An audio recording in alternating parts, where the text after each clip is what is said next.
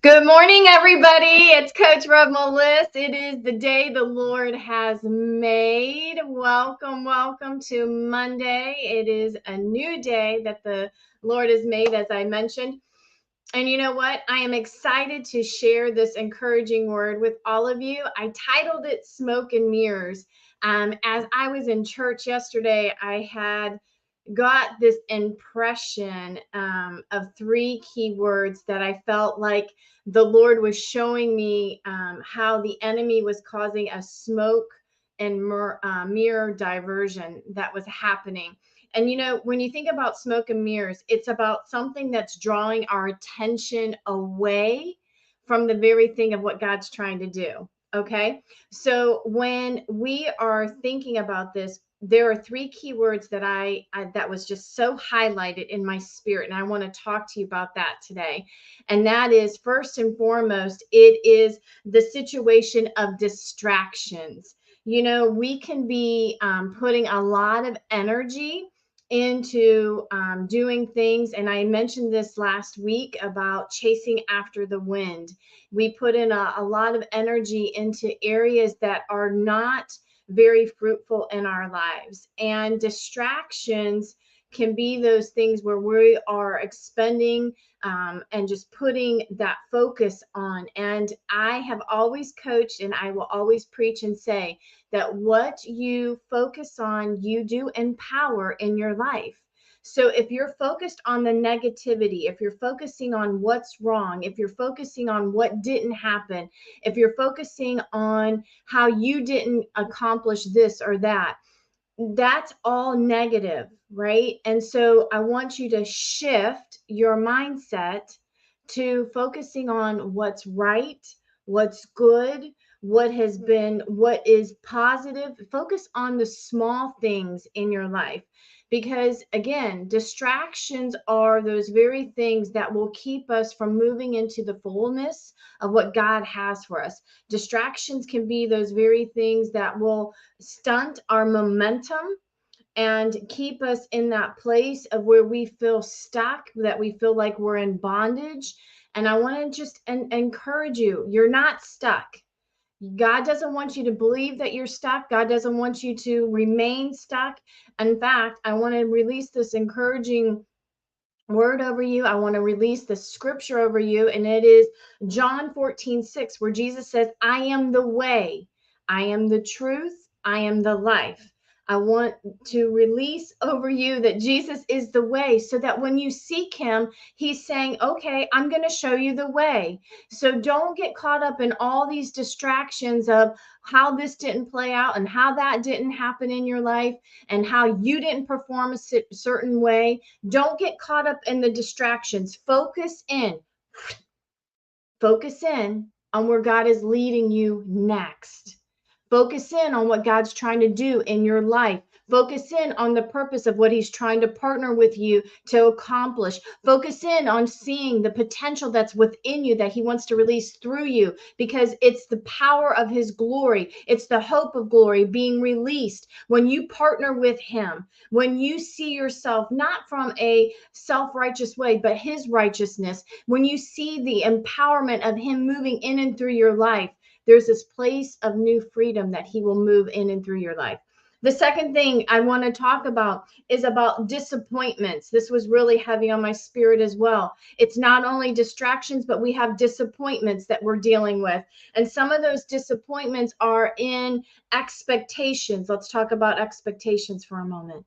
Expectations are what we are believing. We are putting emphasis on how people or how a situation or even how God will respond to a matter. And those in those points of disappointments, they can derail us from the very things of where God is taking us. Again, it takes us on that journey of a smoke and mirror. We're focusing in on the disappointments. And I want to just have you take again, step back. Or maybe I like to say it this way. I want you to shift your mindset and focus on only God, on his goodness, on what he can do in and through your life, not how God will perform. See, that's my expectations, but focus on who he is and the promises of what he says. So here's how I deal with that. So whenever I'm dealing with a expectation that I'm believing for, I say to him, God, I thank you that your goodness and your mercies shall follow me all the days of my life. I thank you, God, that that I will see the goodness of the Lord in the land of the living. See, I'm placing my expectations back in him, on the promises of what he's already given to me. It's not the result. I'm not focusing on the result. I'm focusing on him. I want to just have you shift your mindset to him, back to him, what he's going to do through you. The third D is this: disruptions. So many times we are working on building momentum, we're building a plan, and then all of a sudden something unforeseen happens. And we can look at it two different ways. One, we can look at it as from a negative perspective, that this has been disrupted, that there's an interference, that the enemy's trying to put a stall to your plan, to what God's trying to do in your life. Yes, those are valid. There's validity in that. Yes, that can be. But I also want to say to you, sometimes God will disrupt because we're going down the wrong path. New mindset, new shift in what I'm thinking. But here is the full focus. The enemy wants us to focus on, this is the smoke and mirrors. The enemy wants us to be focusing on our distractions, on the disappointments, on the disruptions.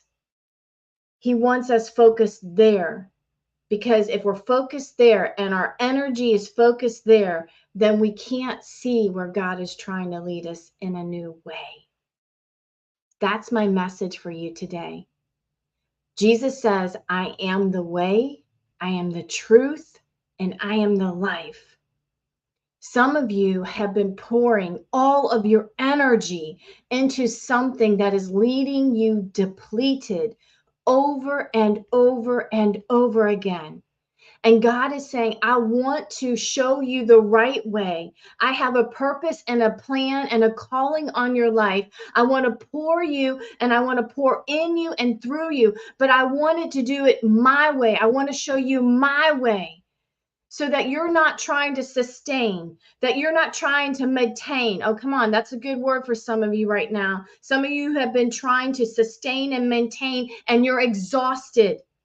But you're so fearful of letting go of what's before you, because you think, if I let this go, then everything I have believed for will die. And let me just show you, no, what you have believed for, there is a God-given dream given to you. Yes, he wants to see that God-given dream come to life, but he wants to do it his way. And as you walk with him in that way, he's going to lead you down paths of truth. That, you know what that is? Down the paths of righteousness for his name's sake. And then he's going to pour in his life. You thought that your dream could come about by you providing and sustaining and maintaining, but it's on life support. Come on, there's a good word there. And I'm telling you, God just wants to breathe his breath of life into the very thing that he has called you to do, the purpose of what he has ordained for you to partner with him on. Allow him to breathe that breath of life, because that's what he wants to do. And when God breathes his life, he is the one who will provide. He is the one who will sustain, and he is the one who will maintain the very things of what he has for you. Come on, I know I'm preaching to a lot of you. I'm even preaching to myself. It is time for us to walk in the way of where God is leading us. Some of you, God is asking you to let go of some things. And that part of that let go is getting out of that alignment of the distractions, of the disappointments, of the disruptions, getting out of that mindset of being so focused in, and God saying, let go of that.